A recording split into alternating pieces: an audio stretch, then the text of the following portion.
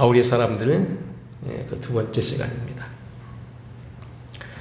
성도의 하나님을 향한 신앙의 모습, 상하적인 신앙적인 열성을 수직적인 영성이라 하고, 또 그 영성 안에서 교회와 세상을 향한, 이웃을 향한 사랑의 관계를 수평적인 영성이라고 한다면, 사도 바울의 기본적이고 주된 영성은 수직적인 영성이다. 지난주 설교의 요점이었습니다. 그런데 이 설교 시작에 힘입어서 하나님을 향하여, 또 그 부르심을 향하여 이 옥중도 사둔 그러한 예수 안에 집중된 것, 오직 예수, 모든 것은 다 잊어버리고 배설물을 여기고 오직 예수 그리스도를 믿음으로 말미암는 의.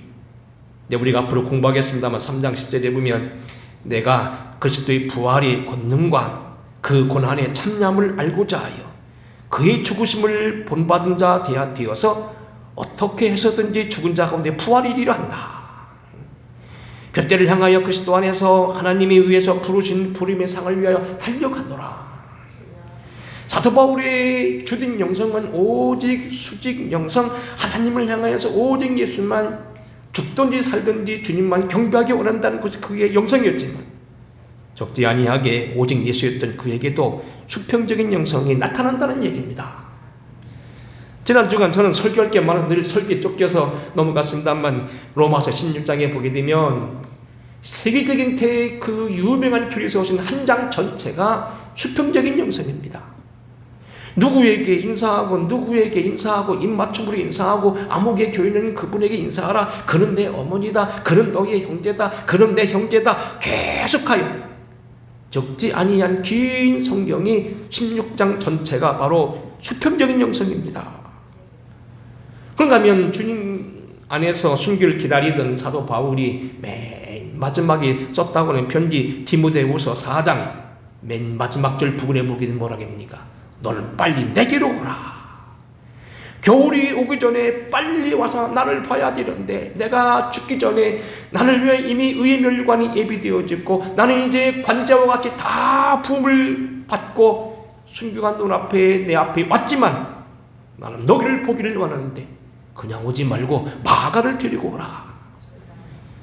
젊은 시절에 섭섭함으로 인하여서 다툼을 가져오게 했던 마가 아마 이미 사과를 했고, 이미 그는 내 아들이라고 다른 성경에서 말하고 있었습니다만, 그를 다시 또 한 번 불러서 사과하고 싶었던 모양입니다.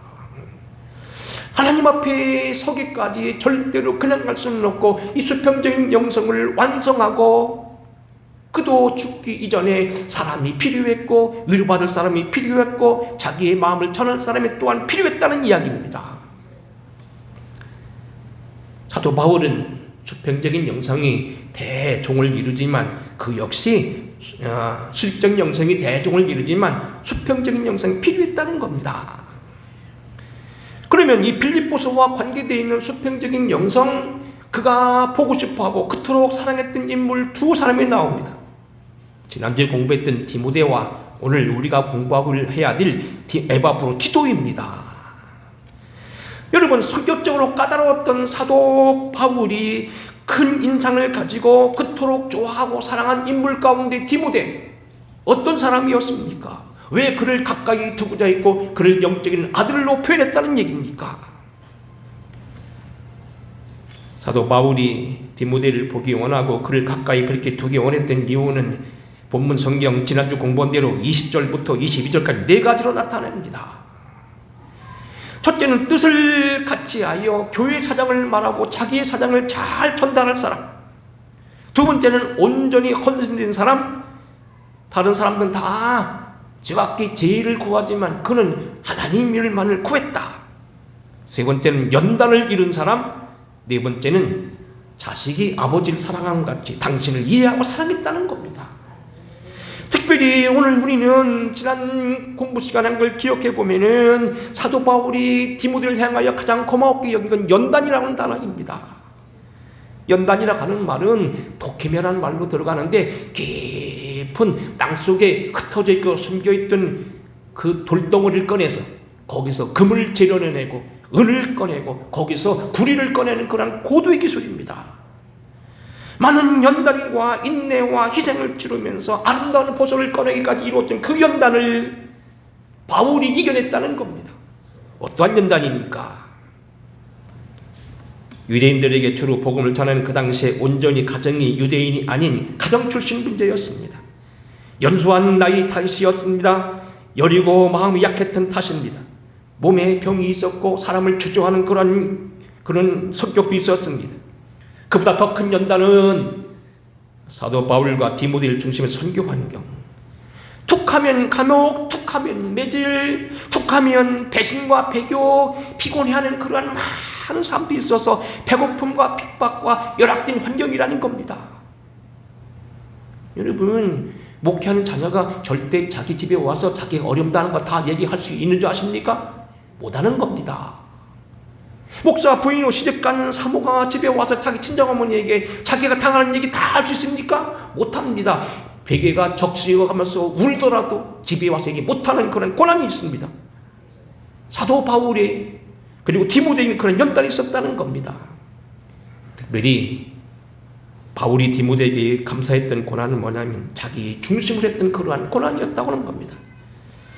내 육체에 가시 곧 사단의 사자를 내게 주셨으니 이는 나를 쳐서 너무 자만하지 않게 하려 하심이라. 사도 바울은 우리가 깊은 성경을 연구하지 않으면 드러나지 않는 깊은 심정이 있었습니다. 중환병이었습니다. 그도 이것을 이겨보려고 3번 금식하며 간구했다고 얘기합니다. 하지만 하나님은 그에게 끝까지 응답하지 않고 내 은혜가 내게 족하다고 했던 그런 병이 있는데 이것을 바라봤던 많은 사람들은 실망하고 떠났지만 디모데는 그것을 인내하면서 더 이상 슈퍼맨이 아니고 하나님같이 느껴지던 아버지가 아니어도 자식이 아버지를 사랑하고 따랐던 것처럼 자기를 이해하고 따랐다는 이야기입니다. 이것이 디모데에게는 아주 고마운 일이요, 이것이 바울에게는 정말로 디모데를 아끼는 일이었다는 이야기입니다. 자, 이제 오늘은 이런 디모데를 끝내고 두 번째 사람 에바브로디도라는 사람입니다. 그가 어떤 사람이냐는 겁니다. 오늘 본문 말씀 여러분들이 다시 한번 읽었던 29절 30절 이런 말씀이 있습니다. 이러므로 너희가 주 안에서 모든 기쁨으로 그를 영접하고 또 이와 같은 자들 존귀 여기라. 우리가 기쁨으로 영접하되 모든 기쁨, 무슨 일이 있더라도 슬픈 일이 있고 때리는 마음이 거리끼는 일이 있고 속상한 일이 있고 때리는 우리에게 부족한 것이 드러나게 되어도 그를 모든 기쁨을 영접하라는 겁니다. 이래도 기쁘고 저래도 기쁘고 이와 같은 웃음으로 대접하라는 얘기입니다.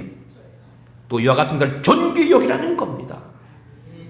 일반인과 같이 대하지 말고 세상 사람을 대하듯이 하지 말고 사람을 대하지 하지 말고 일반 회중의 사람들이 사람을 대하듯이 그렇게 모든 것을 뭡니까? 법으로 따지고 이치로 따지지 말고 존귀 여기라는 겁니다. 대체 에바브로디도가 도대체 무엇이었기에 사도 바울은 그렇게 그들에게 그를 영접하라고 말했는가? 그는 누구냐는 얘기입니다.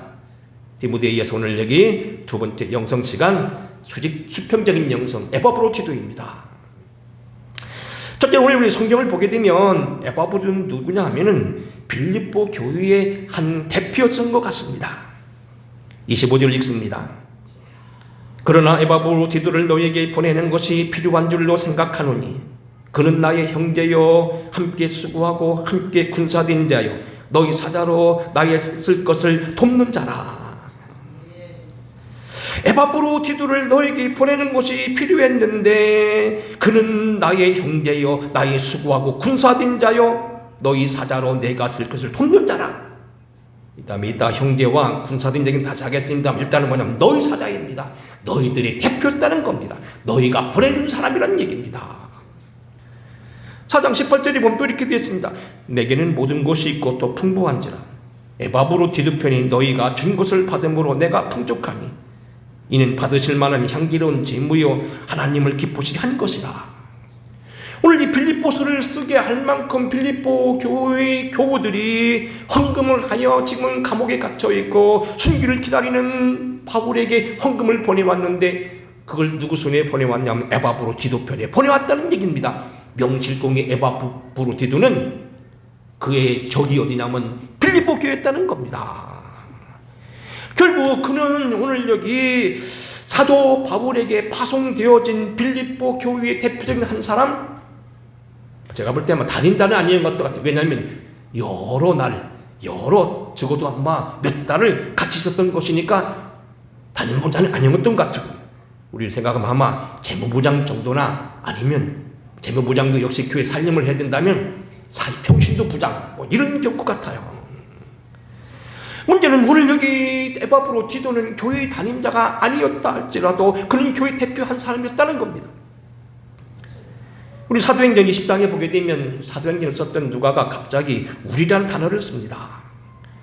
직고장까지는 바울 주변에 있던 사람들, 이른다면 아볼로라든지 실라와 디모데라고는 개인 이름을 계속 쓰고 우리란 단어가 나오지 않다가 갑자기 20장에 들어가면 우리란 단어가 나옵니다. 사도행전 20장 13절입니다. 우리는 앞서 배를 타고 앗소에서 바울을 태우려고 그리로 가니 이는 바울이 걸어서 가고자 하여 그렇게 정하여 준 것이라. 바울이 앗소에서 우리를 만나니 우리가 배에 타고 미돌레로 가서 거기서 이튿날 기후 앞에 오고 그 이튿날 사무에 들르고 또 다음날 밀레도 이르니라. 사도 바울이 마지막 선교여행을 마치면서 지금 예루살렘에 들어가기 전에 선교여행을 하게 되는데 바울과 만나고 헤어지면서 계속 주고받는 대화 속에서 우리라는 단어가 나옵니다. 디모데를 중심했던 그 인물들 4장 6절에 보게 되면 이 사람들이 뭡니까? 적어도 7명이라고 되어 있습니다. 20장 4절로 6절입니다. 아시아까지 함께 가는 베리아 사람 브루의 아들 스바도와 데살로니가 사람 아리스다고와 세근도와 더벳 사람 가이오와 및 디모데와 아시아 사람 투기고와 트로비모라.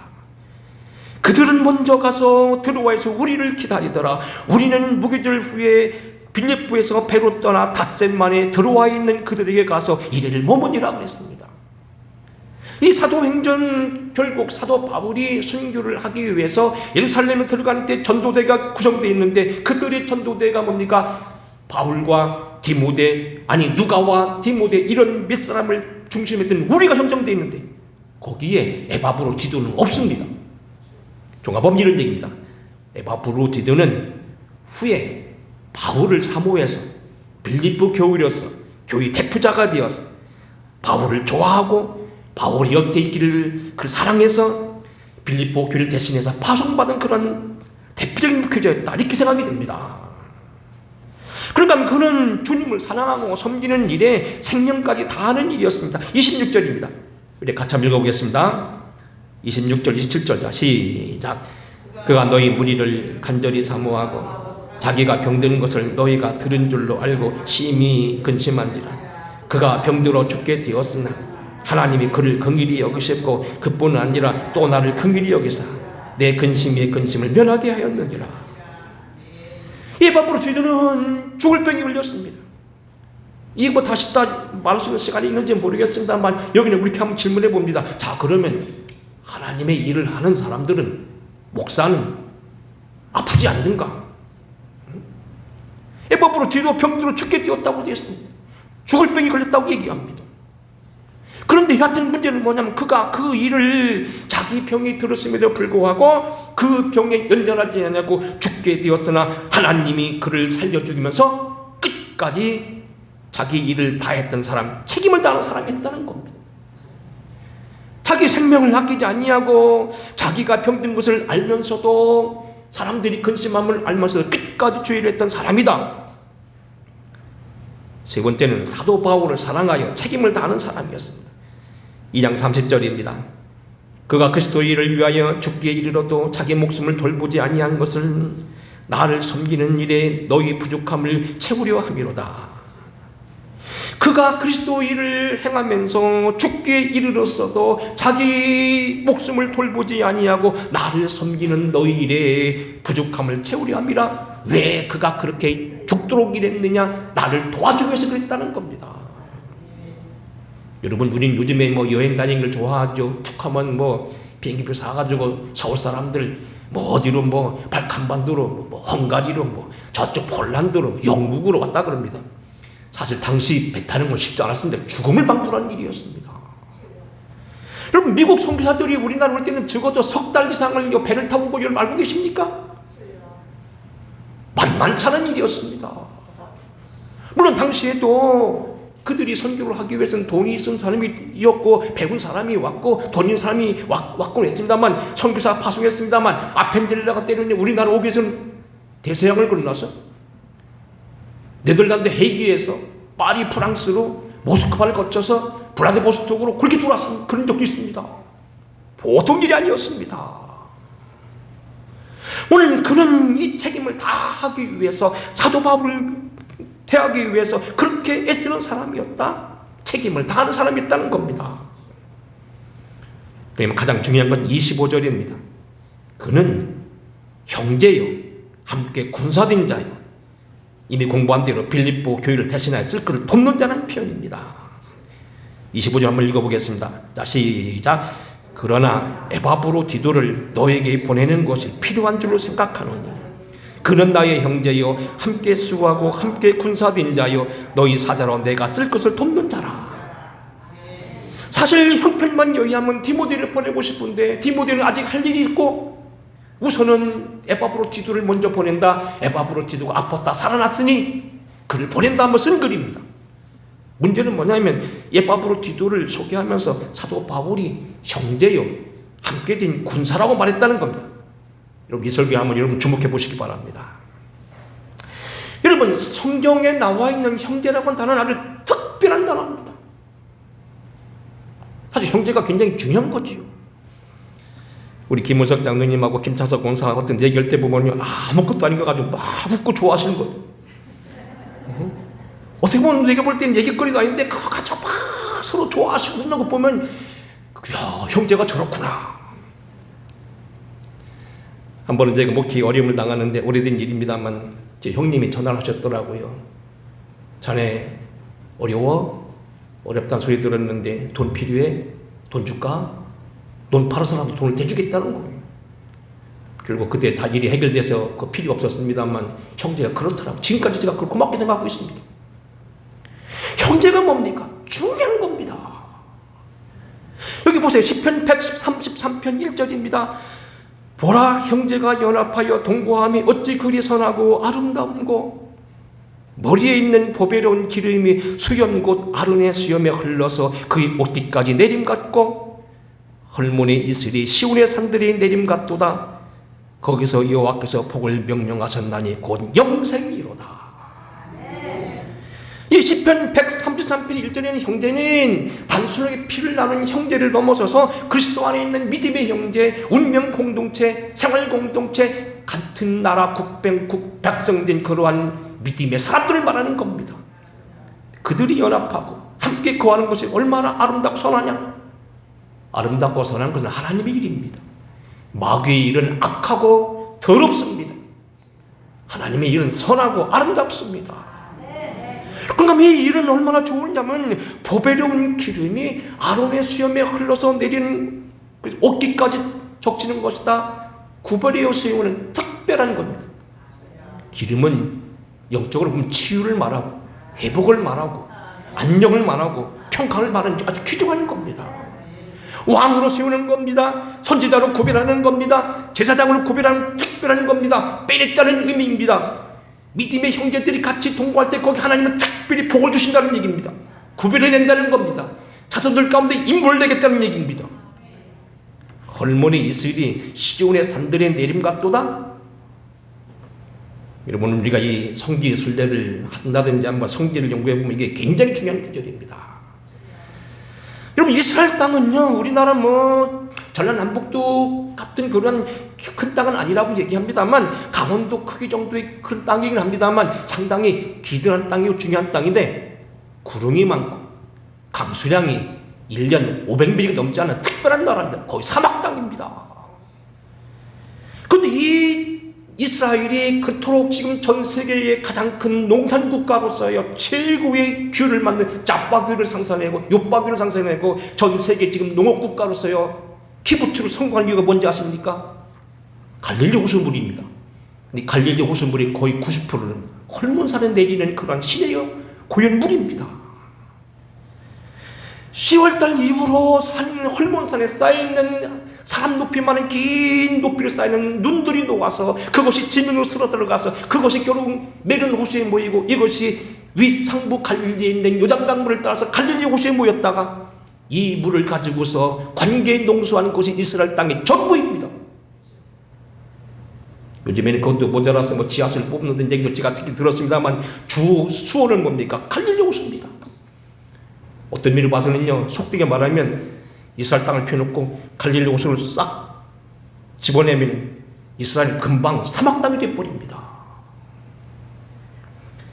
우리는 많은 부산 땅, 목포 같은 에일라시는 맨 밑에 도시에 가보면요, 거기도 파이프가 있어요. 나라 거리면 도로 거리마다 야자나무가 서있는데 전부 밑에 까만들이 되어 있습니다. 그게 전부 갈릴리 호수물을 뽑아서 오는 겁니다. 헐몬산은 사실은 생명의 근원입니다. 형제가 연합하고 동거하고 믿음의 사람들이 함께 신앙을 나누는 것은 바로 우리의 생명의 근원과 같다는 겁니다. 여러분, 베드로 사도가 쓴 베드로 전후서나 사도와에 쓴 요한서신은 특별히 형제라는 단어가 수십 번 나옵니다. 요한일서 4장 20절입니다. 누구든지 하나님을 사랑하노라 하고 그 형제를 미워하면 이는 거짓말하는 자니 보는 바 그 형제를 사랑하지 아니하는 자는 보지 못하는 바 하나님을 사랑할 수 없느니라. 우리가 이 계명을 주께 받았나니 하나님을 사랑하는 자는 또한 그 형제를 사랑할지니라. 불과 1, 2, 3, 4장으로 되어 있는 이 요한 1, 2, 3, 요한 1서에 무려 형제가 제가 알기로 한 60번 이상 나옵니다. 베드로전서 2장 1절 17절입니다. 무사람을 공경하며 형제를 사랑하며 하나님을 두려워하며 왕을 존대하라. 첫째는 뭐냐면 형제를 사랑하는 일이 먼저라는 겁니다.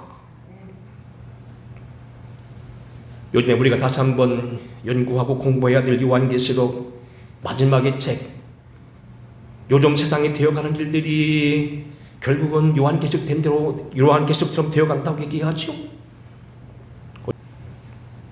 요한계시록에 특별히 요한 사도가 요한서신을 썼는데 당신을 가리켜 형제라고 말합니다. 계시록 1장 9절입니다. 나 요한은 너의 형제여 예수의 환난과 나라와 참음에 동참하는 자라. 하나님의 말씀과 예수를 증언하였으므로 말미암아 반보라하는 섬이 있었더니 그랬습니다. 나 요한은 너희의 형제여 그랬습니다. 그 형제가 뭐냐? 예수의 환난과 나라와 참음에 동참하는 자라. 저도 그렇게 지금 살려고 노력합니다만 여러분 가정에 어려움이 생기면 내 가슴이 먼저 저려와야 된다는 겁니다. 그게 환난을 나누고 그날에 참여하는 동참하는 자라는 얘기입니다. 나아간 너희 형제라고 말합니다. 요한계시록 12장 10절입니다. 내가 또 들으니 하늘에 큰 음성에서 이르되 이제 우리 하나님의 능력과 구원과 나라와 그의 그리스도의 권세가 나타났으니 우리 형제들을 참수하는 자 곧 우리 하나님 앞에서 밤낮 참수하던 자가 쫓겨났고 또 우리 형제들이 어린 양의 피와 자기들이 증언하는 말씀으로서 그를 이겼으니 그들은 죽기까지 자기들의 생명을 아끼지 아니하였도다. 마지막 때에 인내하며 환난을 참으며 하나님을 섬기며 믿음으로 마귀를 대적하며 진리를 따라가며 영생을 누려야 될 형제들, 성도들이 바로 형제라는 겁니다. 그가 우리들인데 우리가 바로 형제라는 겁니다. 22장 9절입니다.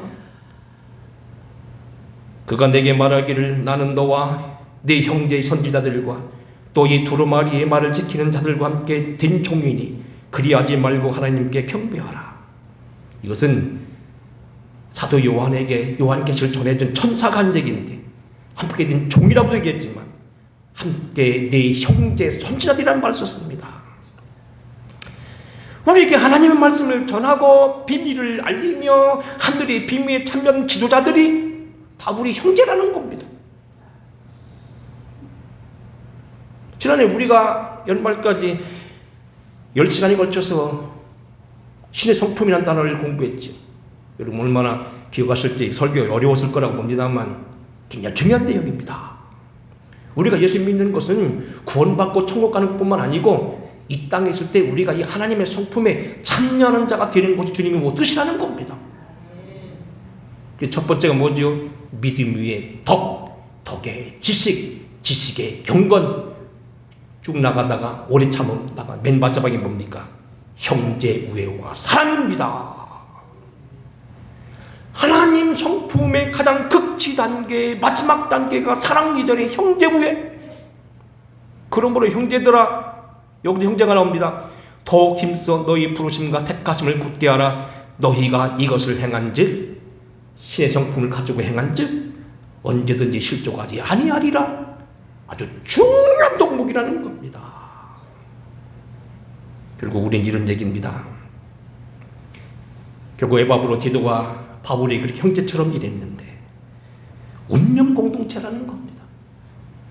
같이 아파하고 같이 좋아하고 같이 슬퍼하며 좋은 곳에 있으면 나누고 사랑하며 늘 서로 걱정하며 기도해 주는 것, 자녀가 잘 되기를 위해 같이 마음을 모아주는 것, 형제라는 겁니다. 아까 제가 제 형님 얘기도 했습니다만 사실 형제보다도 여러분 매일같이 대하는 사람이 누굽니까? 형님이 되게 중요하지만 저는 형님 매일 뵙지 못합니다만 여러분을 매일 봅니다. 여러분이 새벽기도 나오면 저는 어김없이 나와 있습니다. 매일같이 여러분을 위해 기도하고 말씀을 나누고 찬양을 하고 여러분 가정을 축복하고 기도하는 사람들, 하나님의 종들 말고 누구냐는 겁니다. 누가 그렇게 여러분 가까이 지냅니까? 우리 권사님들이 서로 위하면서 자녀를 축복하는 누구 있습니까? 형제들이 그렇습니까? 여러분이 형제라는 얘기입니다. 운명 공동체요, 행복 공동체요, 사랑 공동체요, 천국 공동체라는 이야기입니다. 그런가 하면 여기 사도 바울은 에바브로 디도를 말합니다. 함께 수고하고 군사된 자요라는 이야기입니다. 군인이라는 얘기입니다. 함께 고난도 역경도 함께 나누는 사람이라는 얘기지요. 지금 공부된 형제가 내부적인 결속과 내적인 어떤 상정을 말한다면 군사라는 것은 전투적인 것, 고난과 관계되어 있고 외부적인 요소일 겁니다. 형제가 서로 사랑하고 서로 아낀다고 한다면 군사라는 건 뭡니까? 같이 외적을 물리치고 재산을 보호하고 가정을 보호하고 나라를 보호해야 될 사람, 군신을 위하여 임금을 위하여 생명을 바친 사람들, 함께 고난을 받는다는 겁니다. 남자들 군대 얘기만 나오면 신나지요. 저는 군대 얘기를 잘 안 씁니다만 군대에서 많이 고생했습니다. 어떤 사람들은 뭐 군대 가서 뭐 재밌다고 막 얘기하지만 사실 기합 한 번 안 받아보고 매 한 번 안 받아왔다는 건 거짓말입니다. 가슴이 콩알만하게 때로는 겁이 찔려 당황한 적이 없다는 건 거짓말입니다. 물건을 잃어버리고 때로는 도둑질하고 서로 난감했던 것이 있었던 때가 없었다고 한다면 거짓말입니다. 귀한 집 아들들이 군인이 되게 되면 차 밑으로 기어 들어가서 차를 하루 종일 닦아내기도 합니다. 귀한 집 아들에 불구하고 온몸 일을 뒤집어 쓰고요, 깜깜한 방에 들어가서 삽으로요 벽을 밀어가면서 뼈틀 벗겨내고 뼈틀 칠하도록 준비해주는 것도 군인들이 해야 될 일입니다. 때로는 행정병으로 소리 하나 잘못했다고 상부부대를 죽인다고 쭉 맨날 밑에 들어오라고 명령해서 가슴이 콩알만하게 당하고 있을 때가 바로 군인입니다. 군대 가서 뭐 고생 안 했다는 건 다 거짓말입니다. 여러분 무슨 얘기입니까? 군대에는 고난이 있었다는 얘기입니다. 그 고난도 같이 당했다는 이야기입니다. 하나님의 영광을 위하여 신앙의 승리만을 위하여 서로 고난을 나누고 아픔을 나눈다는 이야기입니다. 에바브로 디도가 바로 그런 사람이라는 겁니다. 너희 사자로 내게 쓸 것을 돕는 자라는 얘기는 이미 말씀했기 때문에 지나갑니다. 여러분 우리 서로 형제된 도리로서 같이 군사된 도리로서 짐을 나누고 서로 위로하며 살기를 주의 이름으로 축원합니다. 그 드라마 생각나면 아까 드린 말씀대로 그의 기적이 있었습니다. 26절 이하입니다. 그가 병들어 죽게 되었다는 겁니다. 시간이 많이 되었으므로 줄여서 말합니다. 한번 여러분 여쭤보겠습니다. 주의 종들은 신실하게 살면 병들지 않는다? 그렇습니까? 정말 정말로 깨끗하게 살고 믿음으로 기도한 사람은 교통사고도 안 나고 맨날 좋은 일만 일어나고 그 집에는 좋은 일만 일어나고 아픈 사람도 없고 본인도 아프지 않을 거다. 그게 맞습니까? 그럴 수도 있다고 봐요. 하지만 100점은 아닙니다. 여러분, 열왕기하 13장 14절입니다. 엘리사가 죽을 병이 들매. 엘리사가 어떤 사람입니까? 구약에서 최고 이적을 많이 행한 사람입니다. 엘리사가 죽을 병이 들매 이스라엘 왕 요아스가 그에게로 내려가 자기의 얼굴에 눈물을 흘리며 이르되 내 아버지여 내 아버지여 이스라엘이 병거한 마병이여. 이스라엘의 군대를 지키고 왕을 지키던 이런 훌륭한 왕, 악한 요아스 왕도 와서 눈물을 흘려야 될 그런 귀한 선지자인데 병들어 죽을 병에 들고 결국 죽었습니다. 문제는요, 하나님이 그를 고쳐주셨다는 겁니다. 27절입니다. 그가 병들어 죽게 되었으나 하나님이 그를 긍휼히 여기셨고 그뿐 아니라 또 나를 긍휼히 여기사 내 근심 위에 근심을 면하게 하셨느니라. 그러므로 내가 더욱 급히 그를 보내는 것은 너희를 그를 다시 보고 기뻐하며 내 근심도 덜려 함이로다 그랬습니다. 말씀을 마치겠습니다. 이 대바브로 디도에 대한 태도는 어떡합니까? 이미 드린 말씀대로 영접하고 기쁨으로 영접하고 존귀 여기라고 말합니다. 어떤 시련과 환난과 모자람이 있더라도 기뻐하는 얘기고요. 그에게 어떤 것이 일반에게 대하듯이 하지 말라고 얘기하는 겁니다. 성경에는 의외로 이러한 죄종들에 대한 태도가 많이 나와 있습니다. 복음서에도 보면 너희가 선지자의 이름으로 선지자를 접대하면 선지자의 받을 상을 받게 될 것인데 냉수한 그릇이라도 상을 잃지 않겠다고 말씀하셨습니다. 그리고 사도 바울은 복음서에 그 서신에 보게 되면 죄종들을 위해 기도하라고 여러 군데 말하고 있습니다. 히브리서 기자는 이렇게 말합니다. 하나님의 말씀을 너희에게 일러주고 너희를 인도하던 자들을 생각하며 그들의 행실의 결말을 조심하여 보고 그들의 믿음을 본받으라. 예수 그리스도는 어제나 오늘이나 영원토록 동일하시다고 말합니다. 13장 17절입니다. 너희를 인도하는 자들에게 순종하고 복종하라. 그들은 너희 영혼을 위하여 경성하기를 자신들이 청산할 자인 것 같지 않으니라. 그들을 하여금 즐거움으로 이것을 하게 하고 근심으로 하게 하지 말라. 그렇지 않으면 너에게 유익이 없느니라고 말합니다. 갈라디아서는 좋은 것을 같이 나누라고 얘기합니다. 그리고 빌립보서 4장 3절 우리가 같이 공부하겠습니다만 그들을 이름이 하늘책에 있다고 얘기합니다. 복음에 대한 새로운 근본적인 개선과 질서에 대한 새로운 수정이 필요하다고 많이 말하는 이 시대입니다만 오늘 사도 바울의 이 가르침이 여러분에게 좋은 교훈이 되길 바랍니다. 사도 바울의 영성은 수직적인 영성이었습니다. 하지만 그의 영성은 수평적인 영성을 절대 소홀히 하지 않았습니다. 오늘 주님 안에서 믿음을 받들고 서로 기도하는 우리들, 아까 말한 야바브로 디도는 단임자는 아니었던 것 같습니다. 서로 부장님들, 장로님들, 권사님들 서로 존귀 여기시기 바랍니다. 사람 대하게 대하지 말라는 얘기입니다. 서로 깍듯하게 대접하시고 믿음으로 기도하고 건별하는 얘기입니다. 은혜 가운데 있는 오늘 이 사도 바울의 수평적인 영성에 여러분 신앙생활에 좋은 도움과 보탬이 되어지고 함께 형제된 자여, 함께 수고와 군사된 자여, 서로 나누는 자라고 했던 이 표현들이 여러분 가정에 임하시사 그곳에 헐몬의 이슬과 같이 또 아론의 수염에 내려오는 그런 기름과 같이 거기서 복을 명하시는데 영생이라고 했는데 이러한 축복도 여러분 가정에 가득 흘려 넘치게 되기를 주의 이름으로 축원합니다. 고마우신 아버지, 사도 바울이 이루었던 대중인 수직적인 영성 외에 수평적인 영성도 못지않았다는 걸 우리가 기억하게 되었습니다. 서로 사랑하게 하여 주시고 뜻을 함께하여 해주시고 서로 위로하며 격려하며 찬양하며 서로를 붙들어주는 우리 모두가 되게 하옵소서. 좋은 일 있을 때 서로 나누게 하여 주시고 어려운 일 있을 때 서로 나누게 하여 주시옵시며 붙들어주게 하여 주시며 자기 일을 최선을 다할 뿐만 아니라 다른 이들을 돌아보는 우리 모두가 되게 하시옵소서. 예수님 거룩하옵신 이름 받들어 간절히 축복하고 기도하옵나이다. 아멘.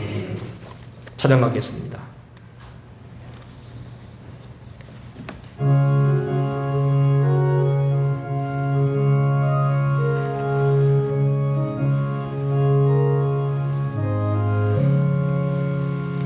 나의 맘에 수심 구름 가득하게 덮이고 슬픈 눈물 속절없이 흐를 때 인자하고 부드러운 음성으로 부르사 나를 위로할 리 누가 있을까. 주 예수 주 예수 주 예수밖에 누가 있으랴. 슬퍼 낙심될 때에 내 친구 되시는 그 주 예수밖에 다시 없도다. 무거운 짐 등에 지고 인생길을 가는다. 힘이 없어 쓰러지려 할 때에 능력 있는 팔을 펴서 나의 손을 붙들어 나를 구해줄 리 누가 있을까. 주 예수 주 예수 주 예수 주 예수밖에 누가 있을까. 슬퍼 낙심될 때에 내 친구 되시는 그 주밖에 다시 없도다. 지은 죄를 돌아보니 부끄럽고 괴로워 하나께나 맘에 화평 없을 때 주한 죄인을 용파여 품에 안아주. 지은 죄를 돌아보나 부끄럽고 괴로워 자나깨나 맘에 화평 없을 때 주한 죄인 용납하여 품에 안아주시고 깨끗한 맘 주실 이가 누굴까. 3절입니다. 주 예수 주 예수 주 예수밖에 누가 있으랴. 슬퍼 낙심될 때에 내 친구 되시는 그 주 예수밖에 다시 없도다. 요단강을 건너가서 시온성을 당할 때 나와 항상 동행할 리 누굴까. 두려움의 검은 구름 모두 헤쳐버리고 나의 갈 길 인도할 리 누굴까. 주 예수 주 예수 주 예수 주 예수밖에 누가 있을까. 슬퍼 낙심될 때에 내 친구 되시는 그 주 예수. 소리 한 번 더 합니다. 후렴 한 번 더 합니다. 주 예수 주 예수 주 예수 주 예수밖에 누가 있으랴. 슬퍼 낙심될 때에 내 친구 되시는 그 주 예수밖에 없도다.